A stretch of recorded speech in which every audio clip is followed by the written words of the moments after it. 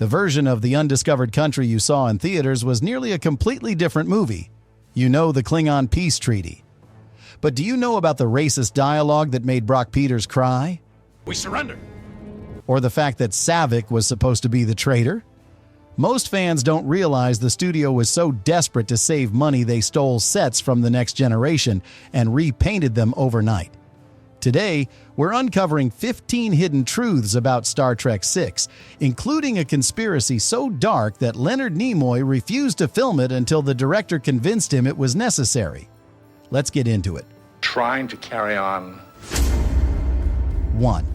The final sign-off was the cast's idea. The most emotional moment in The Undiscovered Country is the final scene where each crew member's signature appears on screen as they sign off for the last time. In the original script, those signatures weren't going to be shown. It was just going to be a standard fade to black. But after the final day of filming, when the cast realized this was almost certainly the last time they would all be together as the original crew, they suggested adding the signing of the screen as a final goodbye to fans. It wasn't just a movie ending, it was the actors taking ownership of their legacies, ensuring that no matter what happened with future reboots or recasts, the original crew got to say goodbye on their own terms. The signatures are a way of saying, "This is our story, and it ends here." One of the most graceful exits in franchise history, and it was the cast's idea, not the studio's. 2. Christopher Plummer's Shakespeare demand. Christopher Plummer only agreed to play General Chang on one condition. He refused to look like a generic Klingon. Plummer insisted on a more subtle makeup design that would allow him to act with his eyes and facial expressions instead of being buried under heavy forehead prosthetics.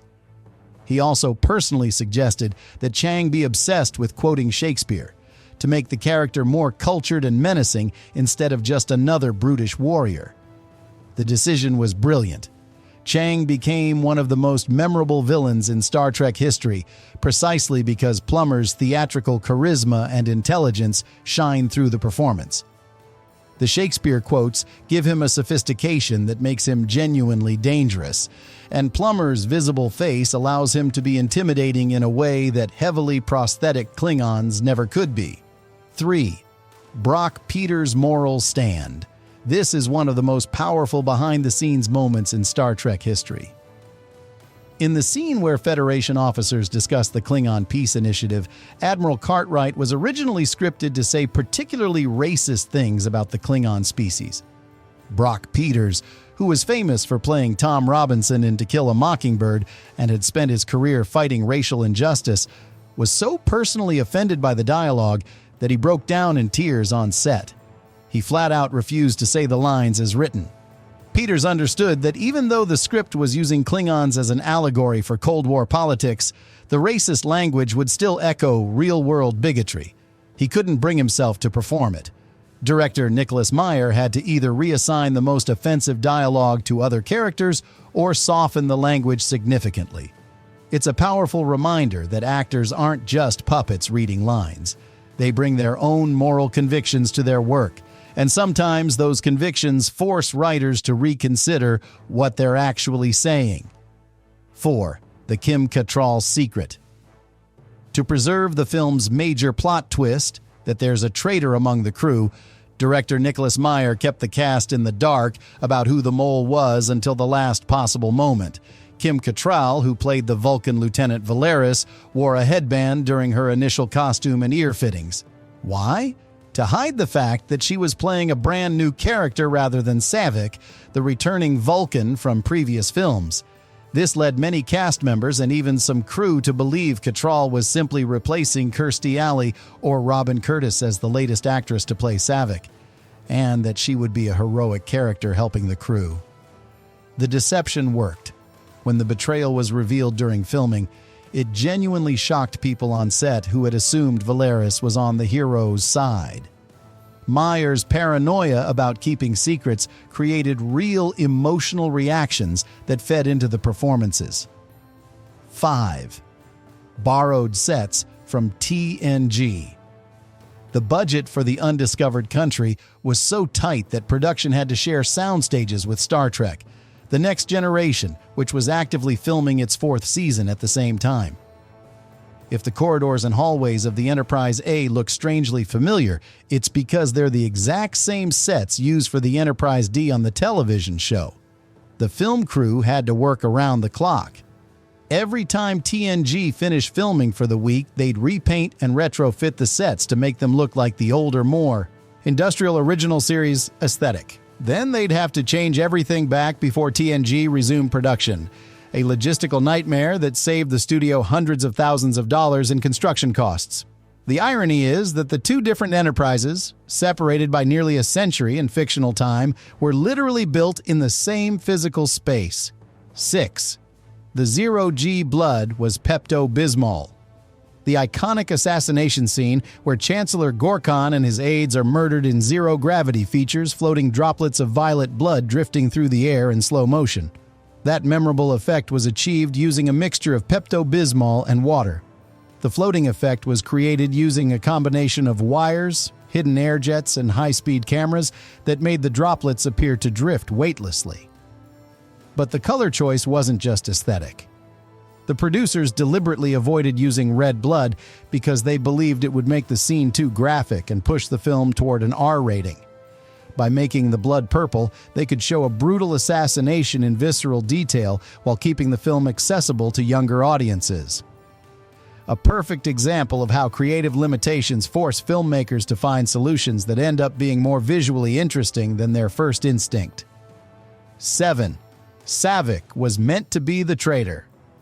Here's the twist that almost happened. The role of Valeris was originally written for Savic, the Vulcan character who appeared in Star Trek II, III, and IV. The script called for a beloved returning character to betray the crew, creating genuine emotional stakes and forcing audiences to question everything they thought they knew.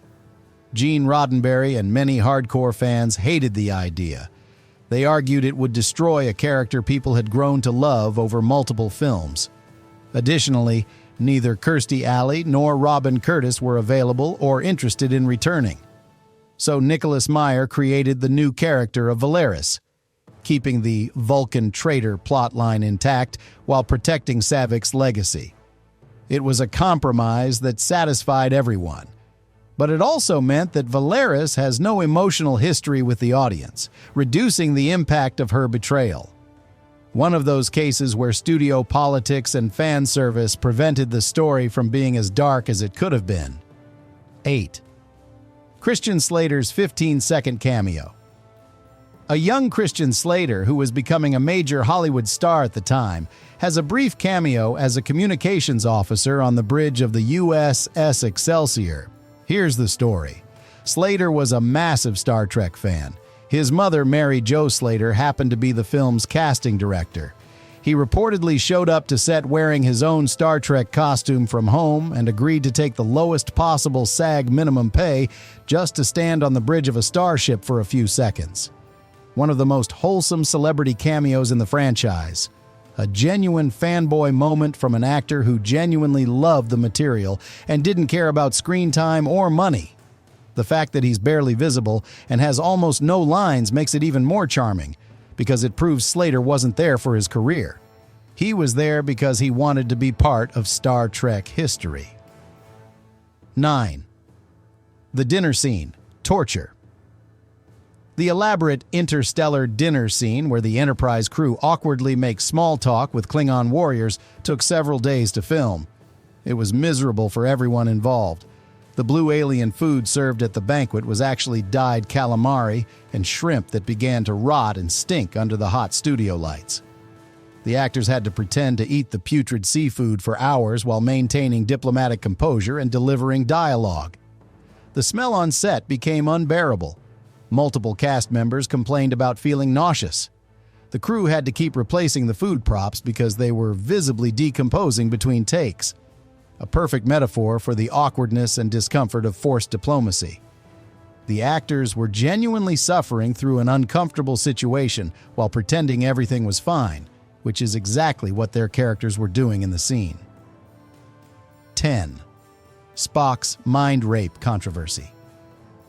The scene where Spock forcibly mind melds with Valeris to extract information about the conspiracy was highly controversial. It sparked heated arguments between Leonard Nimoy and director Nicholas Meyer. Nimoy felt the scene was too violent and violated everything Spock stood for. Vulcans are supposed to respect mental privacy and only enter minds with consent. The forced meld felt like an assault. Nimoy believed it was out of character and morally wrong. Meyer argued the scene was essential. It showed that even the heroes were willing to break their own ethical rules when the stakes were high enough. Moral compromise was the entire point of the film. They ultimately kept the scene. It remains one of the darkest and most uncomfortable moments in Vulcan history, a reminder that peacetime requires sacrifices and compromises just as difficult as wartime courage. 11. The model was too big for the studio.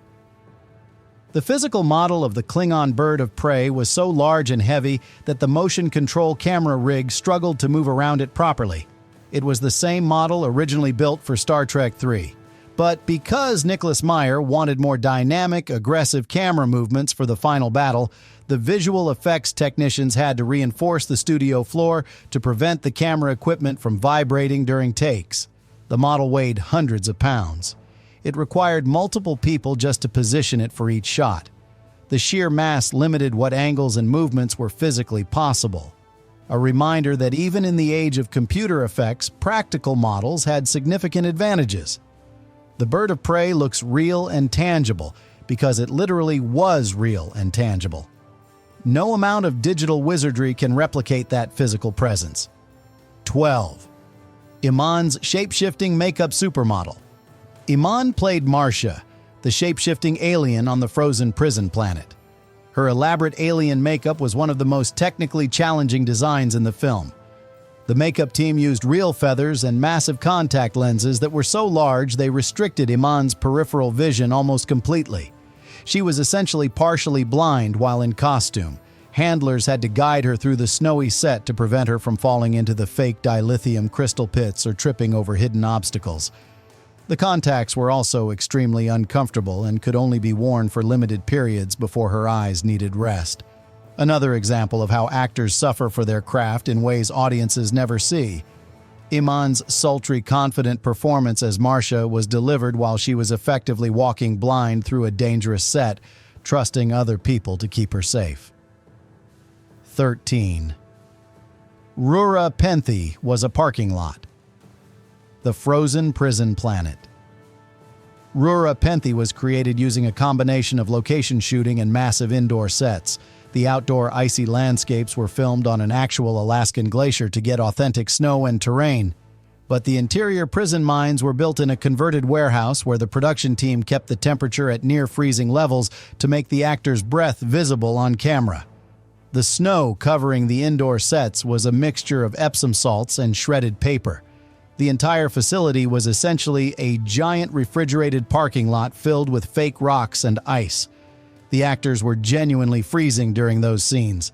When Kirk and Bones are shivering and miserable, it's not acting. It's William Shatner and DeForest Kelley genuinely suffering in a frozen warehouse. The authenticity shows, but it came at a real physical cost. 14. The first kitchen. In Star Trek history, Nicholas Meyer, who also directed The Wrath of Khan, wanted the Enterprise to feel like a working submarine rather than a sterile spaceship. To emphasize this lived-in quality, he insisted on adding a galley scene. The first time in Star Trek history that we actually see where food is prepared on the Enterprise. The sequence shows crew members cooking and serving meals in a cramped, industrial kitchen, complete with pots, pans, and actual cooking equipment. It's a small detail that most viewers barely notice, but it fundamentally changes how we understand the ship. The Enterprise isn't just a military vessel or a science lab.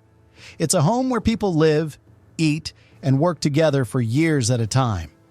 Meyer's obsession with mundane details is what makes his Star Trek films feel more grounded and real than the more fantastical entries in the franchise. 15. The fall of the Berlin Wall. Star Trek VI wasn't just a space adventure, it was a direct Cold War allegory written in real time as world history was being made. Leonard Nimoy came up with the core concept after watching the Berlin Wall fall in November 1989. He wondered what would happen if the Klingons, Star Trek's stand-ins for the Soviet Union, suddenly had to make peace with the Federation after decades of hostility. The character of Chancellor Gorkon was deliberately named as a tribute to Mikhail Gorbachev, the Soviet leader whose policies of glasnost and perestroika were transforming the geopolitical landscape. The entire film is about the fear and resistance that accompanies the end of conflict, how warriors on both sides struggle to let go of the enemies that define their identities. It's one of the most politically engaged films in the franchise, and it could only have been made in that specific historical moment. So did you know Christian Slater snuck onto the bridge as a fanboy, or that Klingon blood was literally stomach medicine? Which behind-the-scenes fact surprised you the most? Let me know in the comments. If you want more stories about the movies that define science fiction, hit subscribe. See you in the next one.